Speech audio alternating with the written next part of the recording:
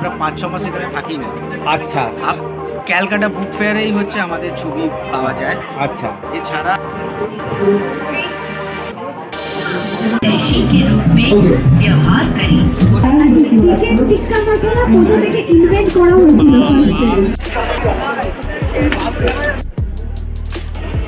Indian classical মিউজিকের উপর যারা পরীক্ষা দিচ্ছেন, আচ্ছা একটা দেবেন।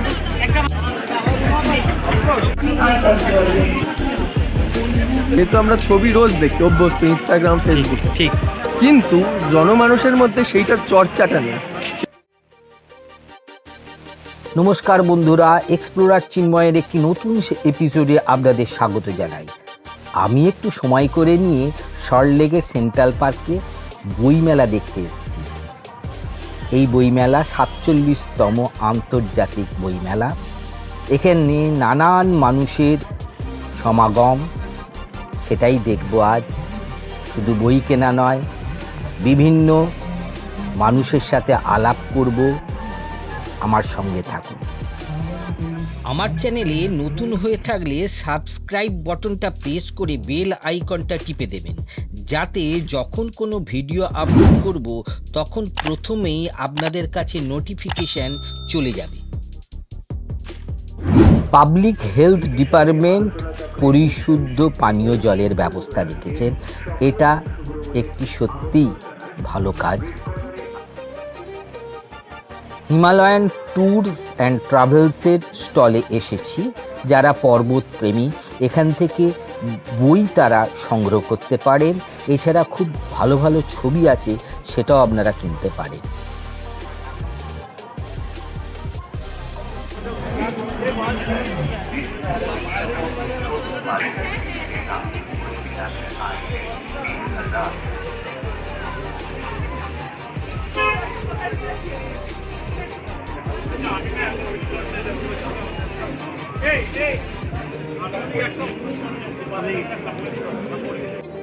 আপনার মানে এইখানে যদি কারোর কোনো ছবি, অসাধারণ সব ছবি রয়েছে দেখতে পাচ্ছি, যদি কারোর নেয়ার দরকার হয় কিভাবে আপনার সাথে যোগাযোগ করবে? আমাদের বাড়ির ঠিকানা থেকে গিয়ে কালেক্ট করতে হবে, প্রথম কথা বলে দিই।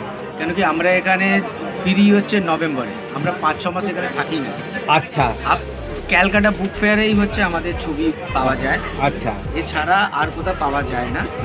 আর এইটা যদি নিতে হয় ক্যালকাটা বুক ফেয়ারের পরে আর নভেম্বরের 15 পরে আমাদের সাথে যোগাযোগ করতে হবে। আমাদের ফোন নাম্বারটা এর মধ্যে দেওয়া আছে, ঠিক আছে? ঠিক আছে, আমি আমার দর্শক বন্ধুদের আমি এগুলো পাঠিয়ে দিচ্ছি। তারা কালেক্ট করার দরকার হলে আপনার সাথে এই নাম্বারে যোগাযোগ করে কালেক্ট করতে পারে। অবশ্যই। Thank you. ওয়েলকাম।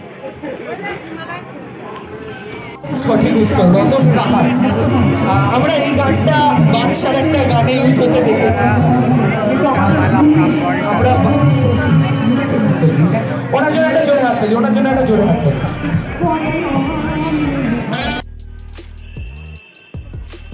বিভিন্ন প্রকাশনের স্টল এখানে একাধিক আছে। চলজায়ের স্টল রয়েছে, ঋষি অরবিন্দের একটি স্টল এখানে করা হয়েছে। শ্রী অরবিন্দ এবং শ্রীমায়ের জীবন কথা, নানা রকমের বই এখানে সংগ্রহ করতে পারেন।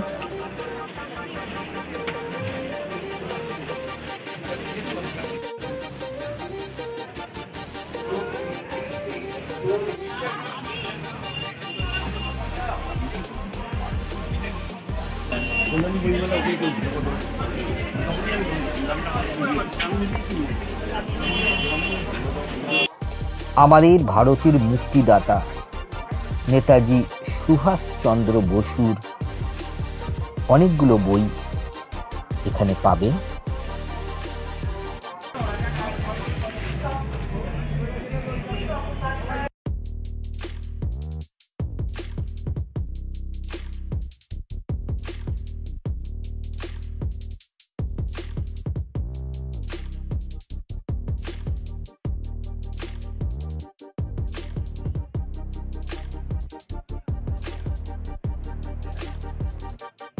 এখানে একজন পর্বত প্রেমী তার পাহাড়ে ওঠার অভিজ্ঞতা সকলের সাথে শেয়ার করছেন।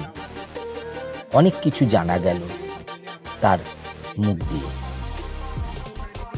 সাকসেসফুল হবে কারণ গত 43 বছর ধরে বহু অ্যাটেম্প্ট হয়েছিল মাউন্ট ব্রহ্মার কিস্তোয়ার রিজিয়ানে, জম্মুর রিজিয়ানে ওখানটায়, কিন্তু আমরা যখন সামিটের কাছাকাছি পৌঁছাই তখন একটা বিশাল বড় বাচ্চাদের জন্য এই স্টলটিতে অনেক ভালো ভালো বই রাখা হয়েছে, ভালো লাগবে। আমি বইগুলো দেখলাম, একটু অনেককে কিনতেও দেখলাম। দেখুন,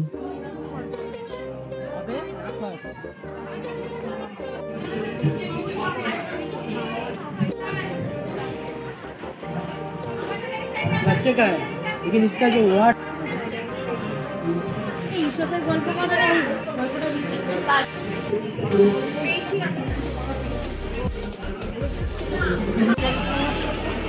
ইন্ডিয়ান ক্লাসিক্যাল মিউজিকের উপর যারা পরীক্ষা দিচ্ছেন, যারা দেওয়াচ্ছেন, যাদের সেন্টার আছে, তাদের এই বই খুব দরকার। বাজারে ইংরেজি কোনো বই নেই। এই বই একমাত্র প্রাচীন কলা কেন্দ্রে পাবেন, আর আমার কাছে পাবেন, আর কার কাছে পাবেন না। ইনকা মিউজিক পাবেন না। আপনার ফোন নাম্বারটাই বলে দিন। হ্যাঁ, আমার ফোন নম্বর হচ্ছে 9878613898। আবার বলছি 9875613898। ঠিক আছে, আপনার থেকে নিজের মুখে শুনে নেবে, আপনার সাথে যোগাযোগ করবে।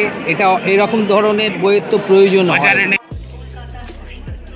এই স্টলটিতে সত্যি খুব কম দামে বই সংগ্রহ করতে পারে।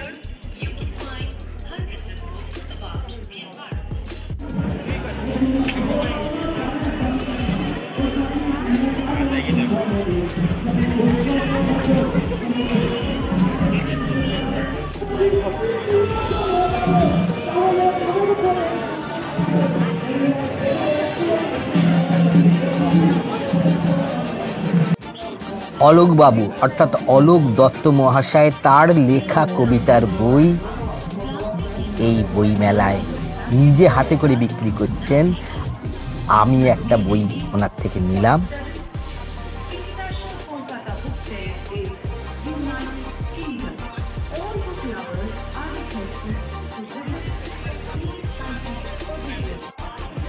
এই স্টলটিতে ছোটদের জন্য কার্টুনের বই অনেক রকমের পাওয়া যাচ্ছে, দেখতে পারেন।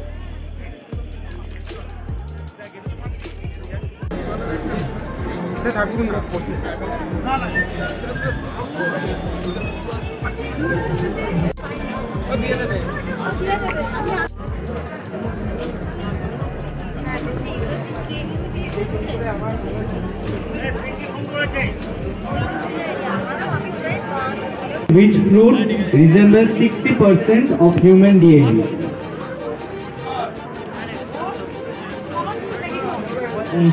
Please.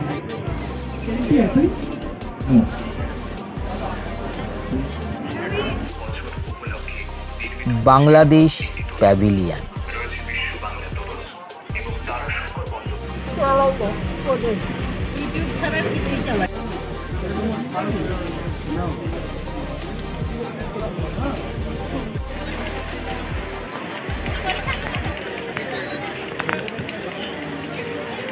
মেলায় বেড়াতে আসবো অথচ কিছু খাবো না, হতে পারে না।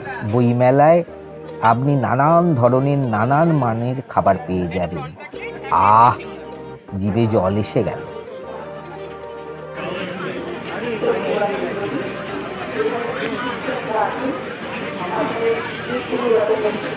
এই মেলায় আপনি নবদ্বীপের দই, মিষ্টি, রসগোল্লা, রসমালাই, নানান ধরনের মিষ্টি আপনি পেয়ে যাবেন। আগে আমরা বই মেলায় বই কিনতে যেতাম, বই পড়তে যেতাম।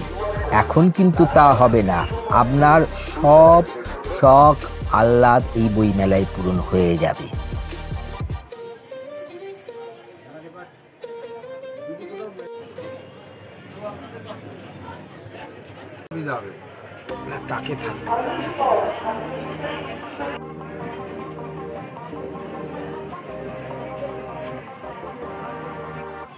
এই মেলার স্টলের বাইরে নানান ধরনের নানান মানের ছোট ছোট স্টল হয়েছে।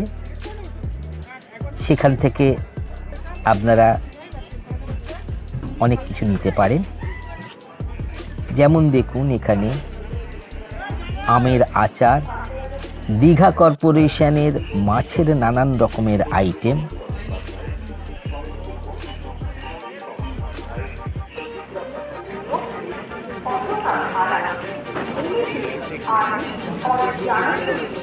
মানে আজ বই মেলাতেই পাবে।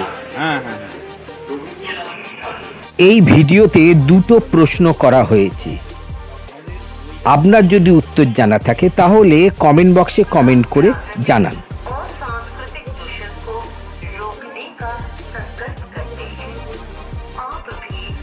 By unconscious disposal of plastic cups and packets. Come, let us prove ourselves to be responsible.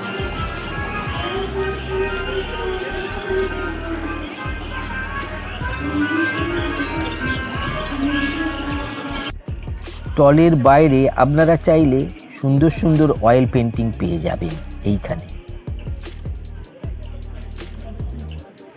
ফটোজেন, এদের বক্তব্য একটু শুনুন।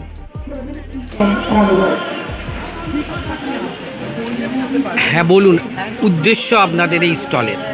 ফটোজেন মূলত শুরু করা হয়েছিল এই ভাবনা থেকে, যেহেতু আমরা ছবি রোজ দেখি অভ্যস্ত ইনস্টাগ্রাম ফেসবুকে, ঠিক, কিন্তু জনমানুষের মধ্যে সেইটার চর্চাটা নেই। সেই শিল্প মাধ্যম হিসাবে যদি আমি দেখি একটা ফটোগ্রাফিকে, তার চর্চাটা নেই। আমি যদি সাহিত্য দেখি, স্কাল্পচার দেখি, সিনেমা দেখি, জনমানুষে কিন্তু এর একটা বিরাট ইম্প্যাক্ট আছে। কিন্তু বর্তমানে দাঁড়িয়েও এত ছবি ডেইলি প্রডিউস হওয়া সত্ত্বেও সেই অর্থে মানুষ কিন্তু এইটার সাথে এঙ্গেজড হয় না, এই ফটোগ্রাফি ফর্মটার সাথে এঙ্গেজড হয় না। যদি আমরা শুধু ফটোগ্রাফি নয়, ওভারঅল পুরো ভিজুয়াল মিডিয়াটাকে নিয়েই কাজ করতে চাই। চলচ্চিত্র পরে, তার মধ্যে স্কাল্পচার পরে, পেন্টিং পরে, যাবতীয় জিনিস আমরা বিভিন্ন গ্যালারিতে দেখতে পারি, এক্সিবিশন হয়, ওখানে ঢোকা ফ্রি অফ কস্টই থাকে, কিন্তু কটা মানুষ যায়? মানুষ তো যায় না, অত ফাঁকাই থাকে।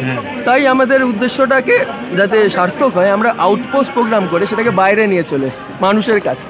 এইটা গত বছর আমরা বইমেলায় শুরু করেছিলাম এইভাবে ছবি দেখানো মানুষকে। এটা দ্বিতীয় বছর, এটা দ্বিতীয় বছর। তার মাঝখানে আমরা একবার নর্থ বেঙ্গল গেছিলাম, সেখানে আমি এক্সিবিশন করেছি রাস্তায়, একদম সবার সামনে, সবাই যাতে দেখতে পায়, সে যেই হোক। এবং যাদবপুর ইউনিভার্সিটির ভিতরেও আমরা এরকম একটা করেছিলাম এক্সিবিশন। তো আজকেও এখানে এসেছি ফটোজেন। আমরা গত বছর চা বাগানের শ্রমিকদের নিয়ে কাজ করেছিলাম। 7 দিনের মোটামুটি আমাদের একটা ট্যুর ছিল, যেখানে আমরা গেছি বিভিন্ন চা বাগানে। চা বাগান ভাবতে আমরা যেটা ভাবি যে সুন্দর চা বাগান, সবুজ, মহিলারা কাজ করছেন, অথচ তাদের জীবনের লুকিয়ে থাকা যে দুঃখ যন্ত্রণাগুলো, সেখানকার অবস্থা, সামাজিক অবস্থা, ভেতরের ব্যাপারটা আমরা কেউ জানতে পারি না, দেখতে পাই না। কিন্তু এই ছবিগুলো দেখলে বুঝতে পারবেন অতটাও সবুজ নয় যতটা চা বাগানকে আমি ভাবি। ঠিক। বর্তমানে ওখানকার শিক্ষার অবস্থা, স্বাস্থ্যের অবস্থা, যুবকদের বর্তমান পরিস্থিতি খুবই শোচনীয়। আমরা সেইগুলো দেখেছি। আর আমাদের মুখপাত্র, এটা নিয়ে কোনো মুভমেন্ট সেইভাবে আমরা দেখতে পাই না। অনেক সময় মুভমেন্ট করার চেষ্টা করেছে, কিন্তু কোনো একটা জায়গায় থেমে গেছে। কর্মী, ওখানকার চা বাগানের কর্মীদেরই কথা হচ্ছে, ওদের বিভিন্ন তো সংগঠন ওখানেও আছে, রাজনৈতিক সংগঠন, ওরা ক্রিয়া করে না, ওরা নিজেদের মুনাফার জন্য যতটুকু দরকার দলবাজি করে এক প্রকার চা কর্মীদের মধ্যেই বিভেদ সৃষ্টি করে রেখেছে, তাদের একটা মানে গোষ্ঠীর মতন করে রেখেছে। কিন্তু ওদের আসল যে দরকারগুলো সেগুলো নিয়ে তারা কখনো নাবে না মাঠে। যাক, খুব ভালো লাগলো আপনাদের। আমি বুক ফেয়ারে বিভিন্ন জায়গায় ঢুকতে এই জায়গাটা এসে দাঁড়িয়ে গেলাম। সত্যি এটা একটা মানে আলোচ্য বিষয় হওয়া উচিত বর্তমান দিনে। আমরা এরকম আরো কাজ করছি বর্তমানে। শিয়ালদায় যে কোলে মার্কেট, সেখানকার মুঠে মজুরদের নিয়ে একটা কাজ চলছে। আচ্ছা। রাজাবাজারের যে বস্তি এলাকা, সেখানেও আমরা 2-3 বার একাধিকবার গেছি, ওখানেও কাজ চলছে। ওখানকার ছেলে মেয়েদের সাথে কথা বলা, ছবি সংগ্রহ করা, যতটা পারা যায় চেষ্টা করছি। আমরা 6-7 জনের টিম আছি বর্তমানে। আর যে কেউ চাইলে আসতে পারে, জয়েন করতে পারে, আমাদেরই ভালো হয়, খুব ভালো হয়। আপনারা যদি কেউ যোগাযোগ করতে চায়, একটু ফোন নাম্বারটা যদি বলে দেন, অনেকে যোগাযোগ করতে পারে। ফোন নাম্বার হচ্ছে 9903704448। মানে কেউ যদি আপনাদের সাথে যুক্ত হতে চায়, তারা যোগাযোগ করতে পারে। এটা হোয়াটসঅ্যাপও করতে পারে। ভালো কাজ এটা বর্তমানে। ঠিক আছে, ধন্যবাদ। হয়ে যাওয়ায় অনেক সত্যজিৎ প্রেমী খালি হাতে ফিরে গিয়েছিলেন। তাই এবার আমরা ঠিক করেছি যতক্ষণ এক্সিবিশন চলবে, সত্যজিতের রেয়ার কালেক্টার্স আইটেমগুলো আপনারা সংগ্রহ করতে পারবেন সংগ্রহ করে নিন। সত্যজিৎ 100, ফেলুদা 50 সংগ্রহ। কিছুক্ষণ এই বইমেলায় আমার ভালোই কাটলো। আপনাদের যদি ভালো লেগে থাকে তাহলে অবশ্যই একটা লাইক শেয়ার করে দেবেন। নমস্কার।